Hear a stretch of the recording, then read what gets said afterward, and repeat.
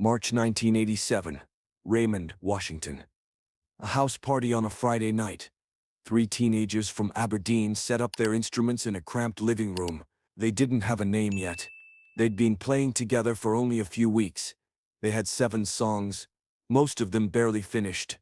15 minutes into their first real performance in front of an audience, police sirens cut through the noise.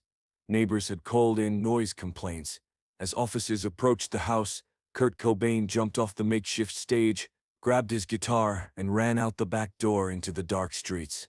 This wasn't just kids running from the cops. This was the first spark of a revolution that would eventually define a generation.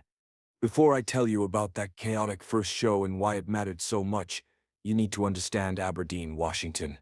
Aberdeen was and still is a small logging town on Washington's coast. Population around 16,000. The main industries were timber and fishing, both in decline. The town had a reputation for roughness, poverty, and not much hope for young people who wanted something different.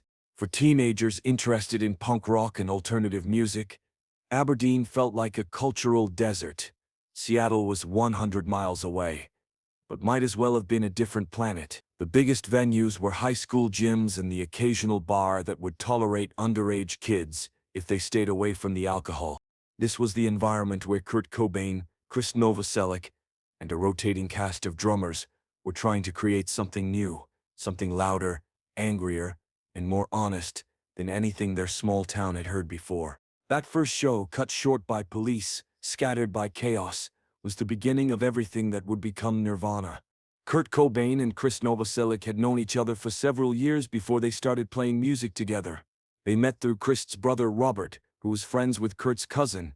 Both teenagers felt like outsiders in Aberdeen. Kurt had been shuffled between relatives after his parents' divorce. Chris's family had immigrated from Croatia, and he stood out in the predominantly white working-class town.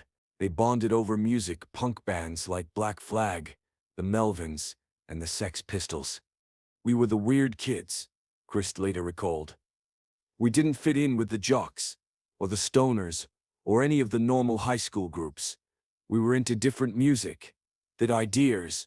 In Aberdeen, that made you a target." By early 1987, both Kurt and Chris were playing instruments, Kurt on guitar, Chris on bass. They would jam together in Kurt's various apartments, or in Chris's mother's garage, themselves songs and eventually writing their own material. The first songs were terrible, Chris admitted. "We couldn't really play our instruments yet, but there was energy. There was something raw and real that we both felt. We weren't trying to be good musicians. We were trying to express something." They recruited Aaron Burkhard, a friend from school, to play drums. Aaron had a drum set and was willing to play with them, which were his main qualifications. Technical skill wasn't the priority. Enthusiasm was. The three of them would practice in various locations, getting kicked out of garages and basements for being too loud. They developed a sound that was part punk energy, part metal heaviness, and part the melodic sensibility that Kurt brought from his love of Beatles records. By March 1987, they had enough songs for a short set. They needed an audience. The show was arranged by a friend who was hosting a party at his house in Raymond, a town even smaller than Aberdeen, about 20 miles away. It wasn't a real venue, just a living room with the furniture pushed against the walls. "Nobody knew who we were because we didn't have a name yet," Chris said. "We were just Kurt's band or those guys from Aberdeen." "We loaded our equipment into someone's van and drove to Raymond, not knowing if anyone would even pay attention." The party was already underway when they arrived. About 30 people, mostly teenagers, drinking beer and hanging out. The band set up their equipment in the living room, running extension cords from various rooms to power their RVs. The setup alone took 45 minutes. Aaron Burkhard remembered. "We didn't have real stage equipment. We had amps we'd borrowed or bought from pawn shops. The drums were falling off. Kurt's guitar was held together with duct tape, but when they finally started playing, something clicked. Kurt's voice, that raw, throaty scream that would later become iconic, cut through the small space like a weapon. Chris's bass was so loud it shook the windows. Aaron's drumming was chaotic, but energetic. The 7 songs they'd prepared were sloppy, aggressive, and undeniably powerful. People stopped talking and just stared. One attendee later recalled, "It was so loud you couldn't hear yourself think. But it wasn't just noise. There was something deliberate about it, something angry and purposeful." Kurt barely spoke between songs. He would finish one, tune his guitar for 30 seconds, then launch into the next. There was no stage banter, no introductions, no attempt to be charming, just raw musical aggression. The crowd's reaction was mixed. Some people loved it, getting closer to the makeshift stage, nodding along to the rhythm. Others moved to other rooms, put off by the volume and intensity. 15 minutes into the set, they'd finished 4 of their 7 songs. Someone opened the front door and shouted, "Cops are coming." Someone called in a noise complaint. The reaction was immediate chaos. People grabbed their drinks and started heading for exits. The homeowner began unplugging equipment, trying to shut down the band before the police arrived. But Kurt didn't stop playing. He turned his amp up louder and launched into another song, screaming into the microphone as if defying everyone to try to stop him. Kurt was in another zone, Chris remembered. Everyone was panicking, but he just kept playing, like he was making a point. Like he wasn't going to let anyone shut him down. Police sirens became audible outside. Blue lights flashed through the windows. That's when Kurt finally stopped playing, but not to comply. He unplugged his guitar from the amp, slung it over his shoulder, and jumped off the small platform they'd been using as a stage. "Where are you going?" someone shouted. "Away from here," Kurt replied and ran out the back door into the dark backyard. Chris and Aaron followed, grabbing their instruments. The 3 of them ran through backyards, jumping fences, making their way toward where they'd parked the van several blocks away. Behind them, they could hear police officers entering the house, could hear the homeowner trying to explain, could hear the party scattering in all directions. "We were running through this random neighborhood carrying guitars and a snare drum," Chris later laughed. "We must have looked insane. We were absolutely convinced we were going to get arrested." They made it to the van, threw their equipment in the back, and drove out of Raymond without being stopped. The adrenaline was overwhelming. Kurt was laughing hysterically in the passenger seat. Aaron was yelling out the window. Chris was trying to drive and keep the van under control. "That 15 minutes felt like the most important thing we'd ever done," Kurt said later. "We'd actually played for people.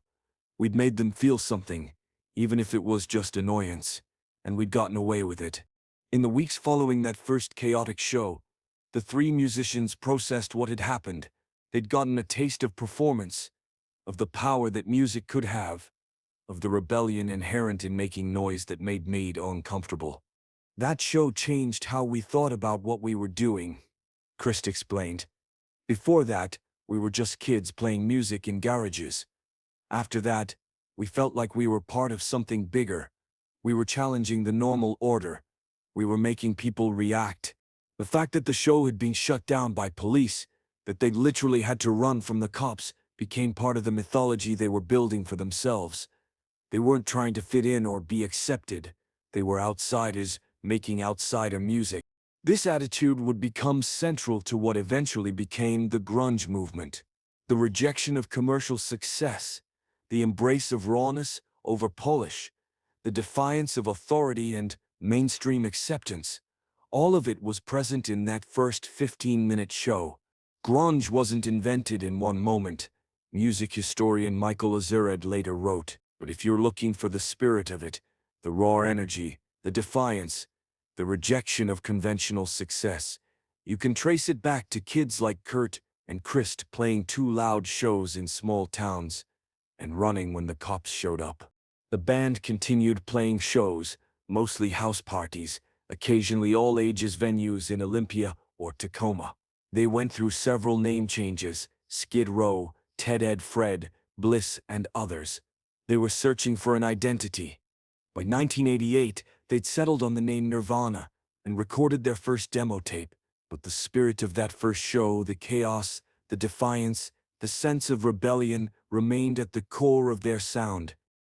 That first show in Raymond was significant not just for the band, but for what it represented in the larger context of the Pacific Northwest music scene in the late 1980s. Aberdeen and the surrounding towns were far from the cultural centers of Seattle and Olympia. Young people interested in alternative music had limited access to shows, records, or like-minded peers. The sense of isolation was profound. If you were into punk rock in Aberdeen, you felt like you were the only one, said one local musician. There was no scene, there were just a few kids who felt like aliens in their own town.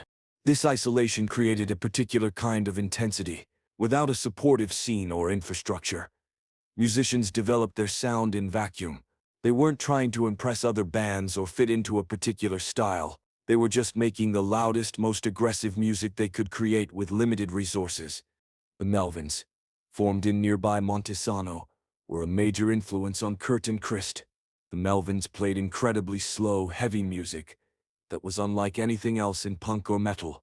Their shows were legendary for both the intensity of the music and the chaos that often ensued. The Melvins showed us you didn't need permission, Kurt said. You didn't need a record label or fancy equipment or even a real venue.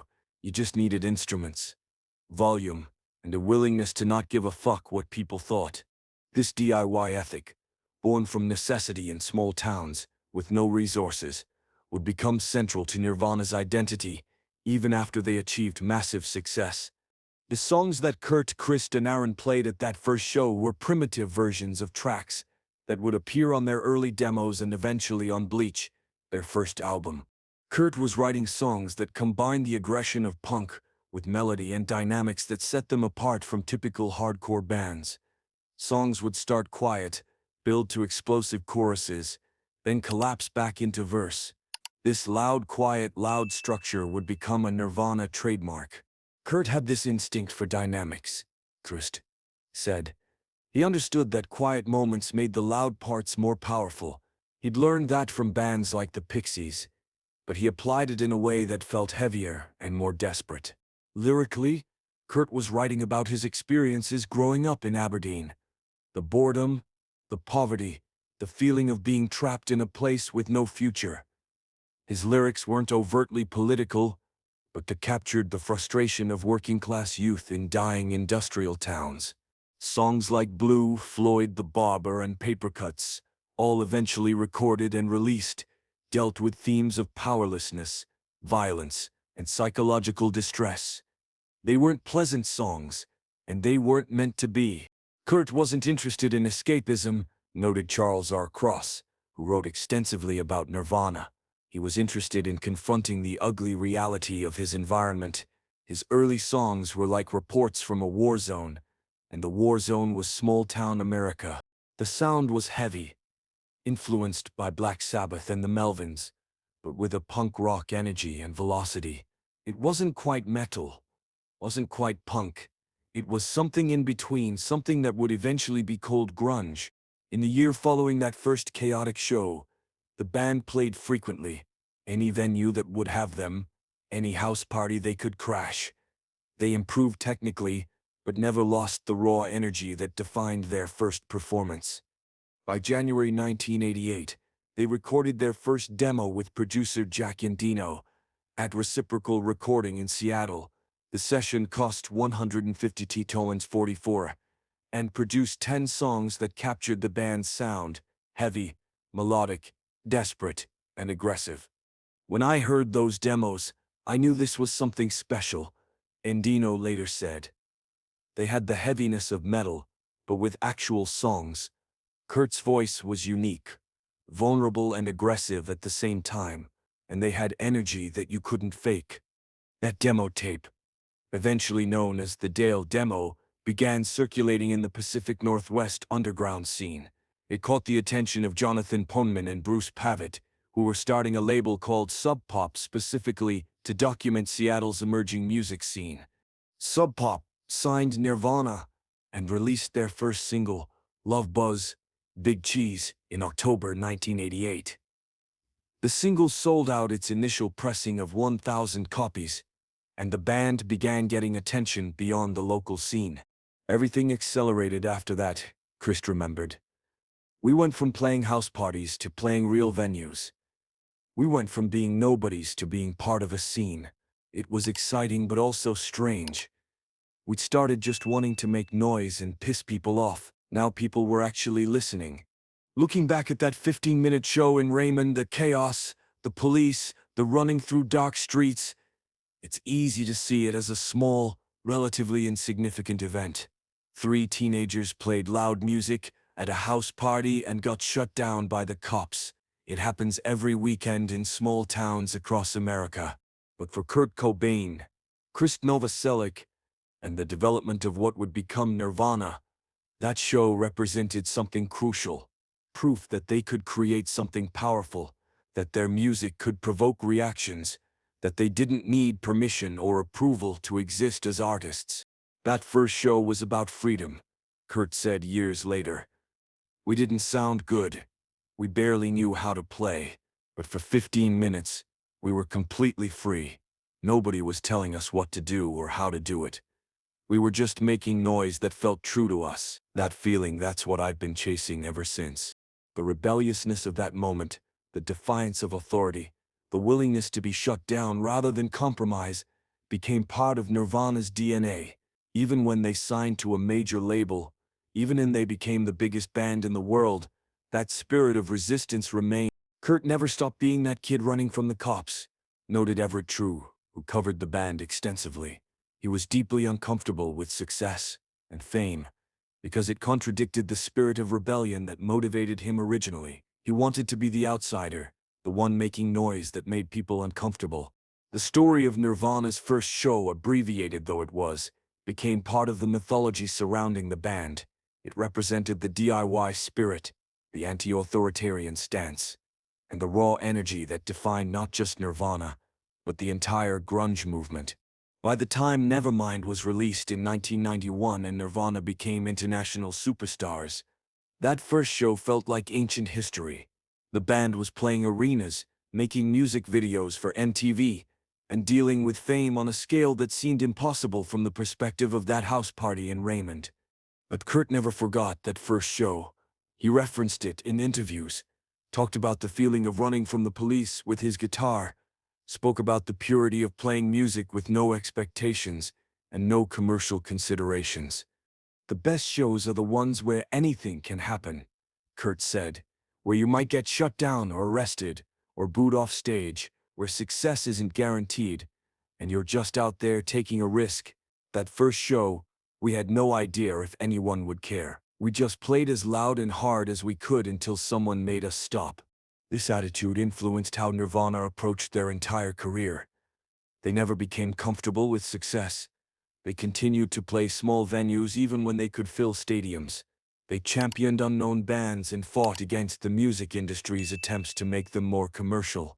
Kurt wanted to stay connected to that moment when they were just kids making noise, said Danny Goldberg, who managed the band. He was terrified of becoming the thing he'd rebelled against. He wanted to remain the outsider, even when he was standing on top of the world. That 15-minute show in Raymond, Washington in March 1987 ended with police sirens and teenagers running through dark streets. It seemed like a failure at the time. A show shut down before the band could finish their set. But in retrospect, it was the perfect beginning for what Nirvana would become. The chaos, the rebellion, the refusal to stop even when authority arrived. All of it encapsulated the spirit that would eventually conquer the music world. From that first show to their last performance in Munich in 1994, Nirvana maintained the raw energy and defiance of 3 teenagers playing too loud in a small-town house party. They never lost the sense that they were outsiders, that their music was an act of rebellion, that making people uncomfortable was part of the point. The grunge movement that Nirvana came to define wasn't invented in one moment. It was the product of dozens of bands in small Pacific Northwest towns, playing too loud in venues that didn't want them, expressing the frustration and alienation of a generation. But if you're looking for where the spark ignited, you could do worse than a house party in Raymond, Washington, where 3 kids played 7 songs in 15 minutes before the cops showed up and they ran into the night, laughing and terrified and absolutely certain that they'd just done something important. That's where it started. With noise, chaos, rebellion, and the absolute certainty that making people uncomfortable was better than being ignored. Disclaimer. This video presents an educational examination of early band history, youth culture in the 1980s, and the development of a music movement. Information is based on published interviews, band member accounts, and documented music history. We present this story to understand how artistic movements begin and the importance of creative freedom and authenticity.